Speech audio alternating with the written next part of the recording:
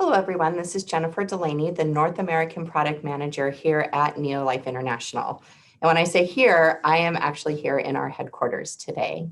And today we have great content for our product call. We are going to go into the SAB, our Scientific Advisory Board, and we're going to talk about our tablets and how high tech they are. So this interview today is with John Miller. John is our director of the SAB. He has decades of experience in product development.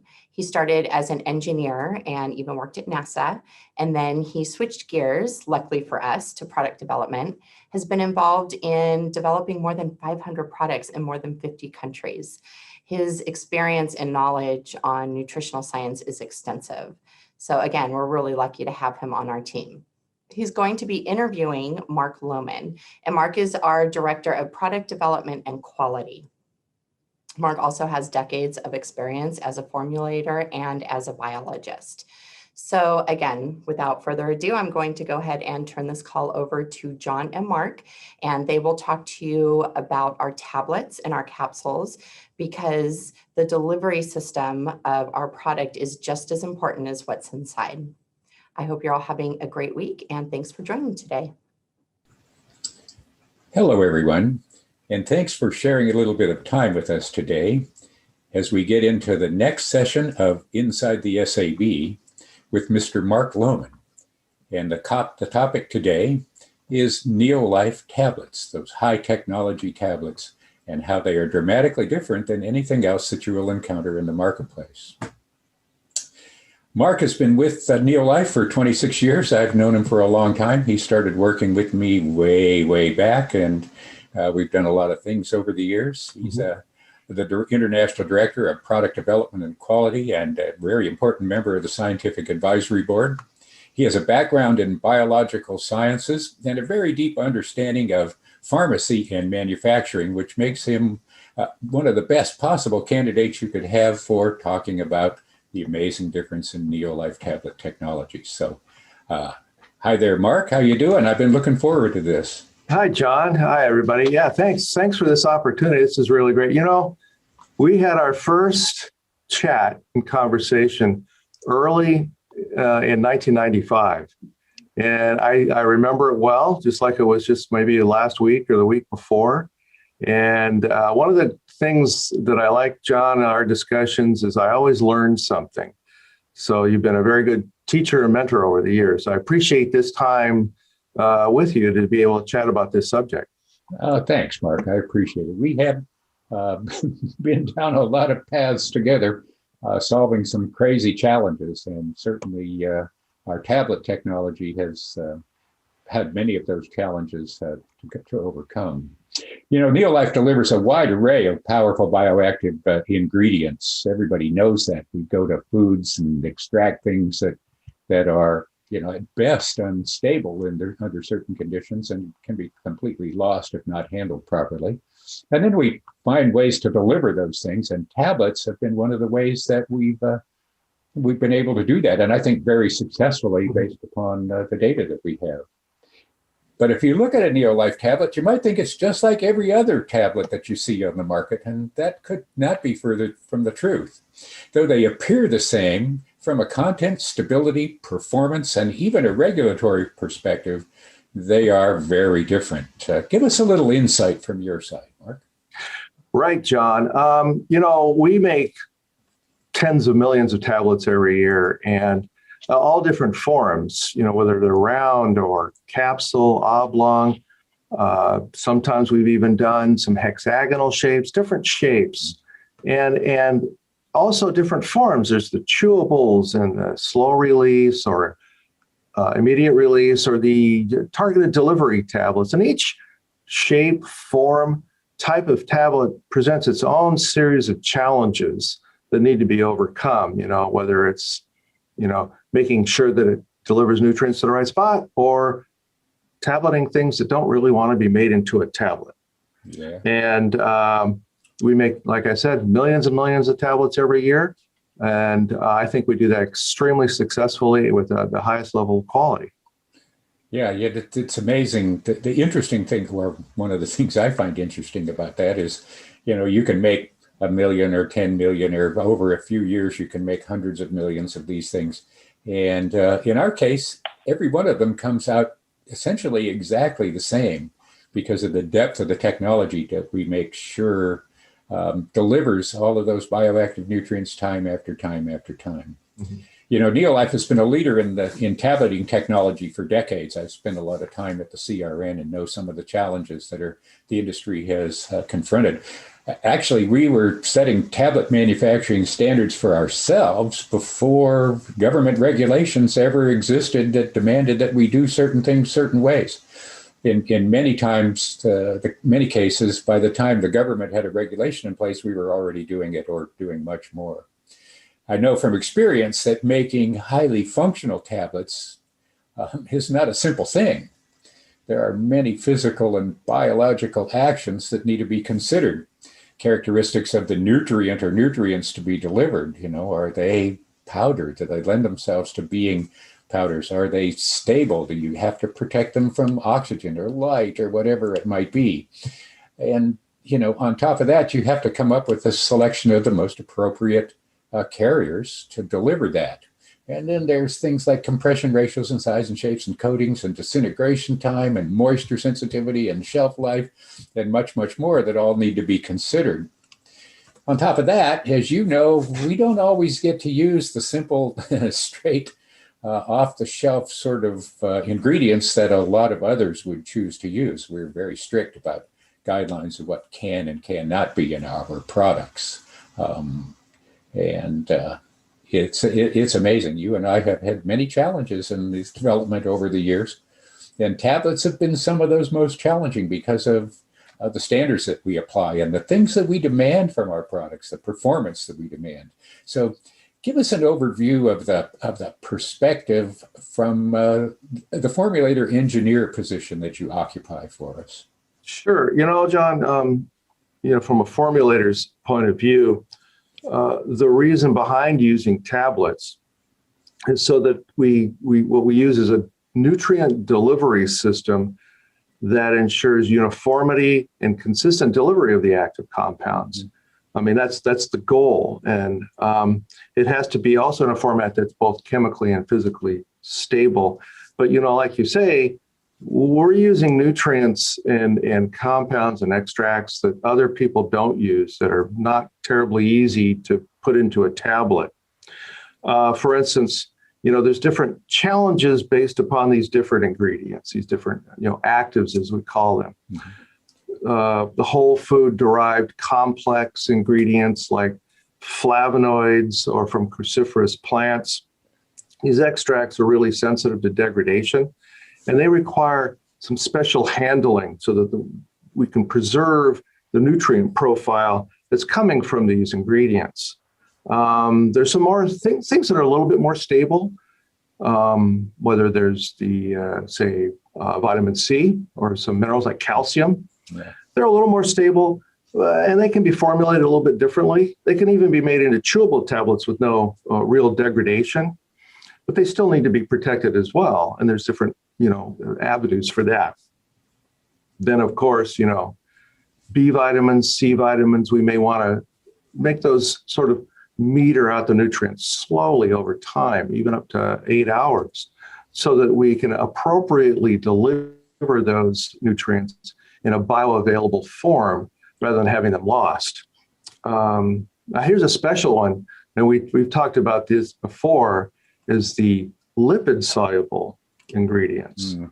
Now, those are things, for instance, like, the carotenoids. We might find that in Betagard or vitamin D and E. These lipid solubles, they don't want to be made into a tablet. As you can imagine, try to take some fat and then some lipids and compress it. It doesn't want to compress. So there's special needs in formulating that are required to be making tablets from these types of things. Yeah. And then, of course, let's consider the garlic and enzyme actives that must survive the stomach environment, get into the intestines where they're the most bioavailable. And those require some special needs. There's special challenges to achieve those types of tablets. So it's not always easy, It's a challenge, but it's kind of a fun challenge. Yeah, I'd like to say that it's never easy, but it is a fun challenge. Sometimes when we have sat down to talk about things, we have said, how are we going to do this? Because on the surface, it looks like it's not something you can do. You mentioned getting a lipid into a tablet and still having it arrive in the body in its sort of lipid soluble form so it can be utilized readily. That I can remember some of the things we went through trying to figure that out. Not an easy thing to do. And, for us, we have to do it so that everything that we want to deliver, in the case of carotenoids, many of them in one complex, all not only come out of the plant and get into the tablet, but, when the tablet goes through the system and gets into the body, that they actually deliver those things. So, and we do a lot of different bioactives, as you pointed out. And some of them are, relatively easy to do, but most of them, because of the demands we put on our formulations, are very, very complicated, very complex things. But, you and I know that the bioactive component of a tablet is only part of the equation. Now you got to make it into a tablet, and that tablet has to be stable. It has to be something that can be handled rapidly by machinery. It can be put in a bottle, and it can have a shelf life that's a reasonable length of time, 2 or 3 years, depending upon the product, and still arrive in the stomach or wherever it needs to be and release its nutrients and do its job. I mean, that technology, not only the nutrients that are in there, but the technology that allows us to develop a tablet, a delivery system, if you will, that complex is a pretty high technology thing. And I know you spend a lot of time working on that, Mark. Right, John. A lot of the time is spent on these choosing the appropriate delivery system, the appropriate carriers, and the appropriate, what we call now, tableting aids, and to make sure that we can take these active compounds, make them into a tablet, and that they will stay a tablet and be stable, and also have protected nutrients so that they're shelf life stable over the 2 or 3 years stability time period that we give to our products. And different nutrients demand different tableting aids. And we call them tableting aids nowadays. We used to call them inactive ingredients. Yeah. But, they have activity. That's an incorrect description. They do have activity. They do have function. So tableting aids, better descriptor. They're used to help us take these active compounds that don't want to be made into tablets into a good, stable, tableted nutrient delivery system. And really, a formulator has a pretty large toolkit of these compounds. There's reference books of tableting aids, and they're thick, and these are all there to help develop a robust tableted formula. Now, these tableting aids, in general, but they're divided into classes, and their classes are based upon what they help the formula and the tablet do, what their function is. So we have flowing agents, and that helps make an even product mix and helps it flow evenly through the whole tableting process. There's compression agents. This is an important piece for us. These compression aids that help under pressure, these compounds, these ingredients compress into a tablet form, but then you have to follow in with binding agents, these binders that help. You've got this tablet form. So you've got these binders that will help maintain that form. They link together and keep that tableted, robust tablet form. Of course, once you have a tablet, it does need to deliver the nutrients. It needs to come apart. So the class of compounds we use for that are called disintegrates. And there's different disintegrates based upon the timing of the delivery of the nutrient. So either immediate or long-term or delayed. Quick thing on coatings too, we also have coatings. The coatings are there to help protect the tablet, but also to ease consumption of the tablet. Now those are the typical tableting aids that we use, those classes, but there's also some atypical, a little bit unusual things like gelling agents or pH sensitive compounds or hydrophobic compounds. And those are things that help with delayed or sustained release tablets. Yeah, I've we spent a lot of time talking about these in the scientific advisory board and then in the product development meetings that you and I have shared.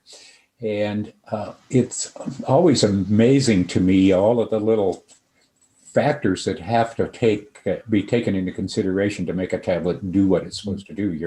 Your comments about pH sensitivity and hydrophobic actions, that keeping it away from water because they tend to absorb a lot of moisture, and things like that are just examples. When I think of how we manage things like our threshold control products, where we put the tablet together in a way that, like you say, it delivers everything that it's supposed to do in the stomach, but it sort of degrades or breaks down over time, that results in a threshold control, a continuous flow of the nutrients, whether it's the B vitamins or vitamin C, into the bloodstream over a prolonged period of time. We do that because we know that water-soluble nutrients tend to move through the body quickly. If you dump a bunch in, just straight up vitamin C or something like that into the body, it will pick it up, metabolize it, and pass it through very quickly. So in order to extend the sort of window of biological activity, we developed these threshold control technologies that represent a lot of what you just talked about. One of the things about tableting aids, not inactives, I agree, it's no longer inactives, but these ingredients that we use to keep these products together, we have very strict ingredients, what we can use for the nutrients themselves, but we have similarly strict rules and regulations on what we can use for tableting aids. Not all tableting aids are fine for us. There's a lot of them that on the surface they appear to be the same, but when you dig into the background, they're quite different. One example I like to use is stearic acid. Stearic acid is a naturally occurring fatty acid. It's found widely in the human food chain. Your body knows exactly what to do with it when it arrives, but there are lots of different kinds of stearic acid out there on the marketplace, and you can get what I would call cheap and dirty stearic acid, just the bottom basement level stuff, and then you can get the more sophisticated stuff. For us, we look into things that not just stearic acid, but we need to know where our stearic acid came from. We need to know its sources. We need to know that its purity levels, and we need to know that it's a non-GMO derived thing and things like that. So there's a very big difference in what we can put into the binding agent, the tableting side of our products as well. That's right. And I've said this before, and it surprises some people, especially people that are not within Neolife, but we treat these tableting aids the same way as we treat the nutritional compounds in terms of quality and selection. Mm-hmm. And so we do the same sorts of testing and auditing, identity testing, and testing for potential contaminants that we might do on our nutritional ingredients. They're handled the same way because they're all part of the same formula. So really, that thick tome I just mentioned on tableting aids, most of that we just kind of set aside because our toolbox is much more limited because of our high quality standards. For instance, your stearic acid example is really apt, and it's a really good one because a lot of companies will use, say, animal source stearic acid. We can't do that. We've set high quality standards. They have to be not just plant sourced. It's got to be non-GMO, and it also has to be certified and audited to be sustainably harvested plants. Can't just come from anywhere. Exactly. So the other examples, all of our ingredients, the coatings, the flowing agents, the disintegrating agents, they're all derived from non-animal sources that are non-GMO and sustainable, and from pure sources as well. So we are very limited in what we can use. It sort of makes for a challenge, but then, like I said, we love the challenge. Yeah, we do, and I think that we also, like the idea of, setting standards for ourselves that maybe others don't really care too much. Your comment about it being sustainably sourced plant-derived materials, I don't know how many companies actually care about whether the quote unquote inactives, the tableting agents in their products actually are environmentally friendly and, eco-sensitive and things like that. Well, like you say, we treat those ingredients just the same way we treat any ingredient in any Neolife product. They have to be validated. They have to meet this very strict sort of criteria for all of the many, many things that we hold sacred to how we conduct ourselves in the world and how we manufacture products and so on. That's a big difference between. There's also a side to the idea of tableting. It's the target of the tablet, right? Mm-hmm. Obviously, a chewable tablet is targeted to be chewed, so that becomes pretty obvious. But just because you have a tablet doesn't mean that you want everything to happen in the stomach once you swallow it. Matter of fact, we have developed what we call targeted delivery technology, which allows us to actually, through our tableting technologies, determine exactly where the tablet is going to disintegrate and how it's going to break down and how it's going to deliver those nutrients, and probably most appropriately, where it's going to happen. Mm-hmm. Prolonged disintegration of threshold control we've talked about, and the things that are sustained release and intestine targeted enzymes. Those represent challenges unto themselves. Give us a little insight into what we do to get that job done too. Right. So, these, like you mentioned, these different forms have different challenges and that have to be met through the formulating, for instance, the chewable, you mentioned that, it has to come apart in the mouth, but there's challenges to that that have to be met. The tablet has to have a robust integrity and stability. We typically will formulate chewables so that they taste good. They have to taste good, but they also have the right mouth feel. So it's got to have a good crunch. It's got to be hard, but not too hard, but it can't be too soft either. Yeah. And, there's different tools that we use, different aids to work with that. The stomach targeted tablet, where the tablet come apart in the stomach, disintegrate there. Some may say that's a little bit easier to deal with. But you really have to work and develop so that the nutritional compounds are stable and protected, and that you have maintain the good tablet robustness throughout. So the stomach targeted tablets, some may say, are a bit easier, but really there's different challenges involved with that as well, because these tablets, the ingredients need to be protected, and the tablet needs to be robust, yet it needs to disintegrate quickly when it's in the stomach to make these active ingredients available immediately. Threshold control, again, we talked about a little bit about that, but those is a particular challenge. When the tablet reaches the stomach, it cannot immediately disintegrate.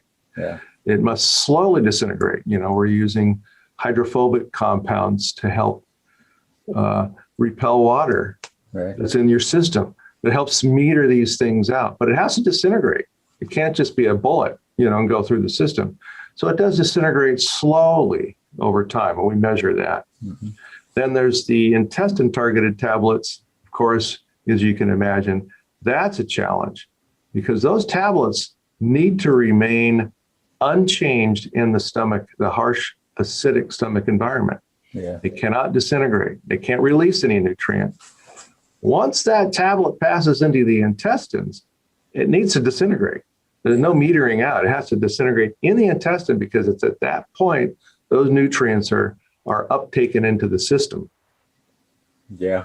Yeah, I hear you. That targeted delivery technology that we talk about on our products is really a big difference, I think, that people don't realize, that you have to have a product in the case of something like garlic, for example, you have to have a product that remains intact as it goes through the very harsh environment of the stomach, very acidic, that would typically, the stomach's job is to start breaking things down. It's a big part of the digestive process. And it would typically succumb to that, but we put these tablets together so that they survive that very acidic pH of the stomach. But like you say, once they arrive in the intestine, which is more alkaline, they have to break down. So controlling the relationships between acidity and alkalinity and the tablet and the coating and its ingredients makes for very high technology stuff. But that's one of the things that we like to tell people that we work at doing very well, and that is delivering nutrients where they do the most good. If they're no sense delivering them to the stomach, something like garlic allium complex to the stomach, if you need the enzyme that's in the garlic to activate the compound, because the enzyme will be killed by the acid and the compound will never get activated. So much of the benefit of garlic is lost right at that point. So those sorts of things really in that technology make it stand out. Very strict demands on how products perform, very strict demands on what they contain, very strict demands on the sourcing of not only the bioactive ingredients, but the tableting aids, very, very high technology stuff that, the only way I can summarize it is it's extremely complex business, right? Extremely complex technology. I want to take a moment to thank you all for staying tuned here and listening in. And once again, to thank you, Mark, for sharing this with me. And it's been a real pleasure. Okay.